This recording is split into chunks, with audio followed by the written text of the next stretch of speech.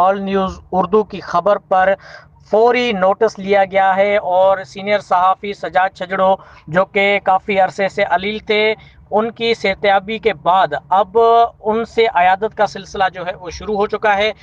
اس سلسلے میں S S P traffic Malir نسیم آرا power, Malir press club Karachi کے سابق نائب صدر اور دھرتی ٹی وی چینل بن قاسم کے رپورٹر سجاد علی چھجڑو کے گھر پورٹ قاسم کالونی پہنچ کر ان کی عیادت کی ہے، پھولوں کا دستہ پیش کیا اور مالی مدد بھی کی۔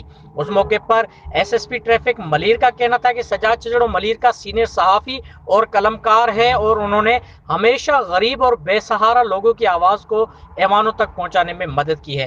آج انہیں اس حالت میں دیکھ کر بہت ہی افسوس ہو رہا ہے اور میری دعا ہے کہ اللہ پاک انہیں جلد صحتیاب کرے۔ اس موقع پر سینئر صحافی سجاد چھجڑو نے S S P traffic Malir کا ان کے گھر چل کر آ کر عیادت کرنے اور مالی مدد کرنے پر شکریہ ادا کیا اور سندھ کی روایت اجرک انہیں تحفے کے طور پر پیش کی۔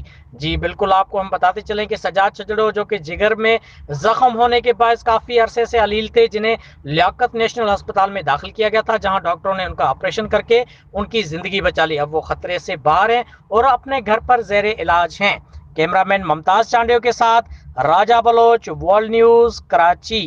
بھائیو تمام ہمیشہ مجھے یاد ہے، ہمیشہ تمام ان وقت میں ایسا گھر ہے یہ زندگی جا لمحہ نہیں تھا۔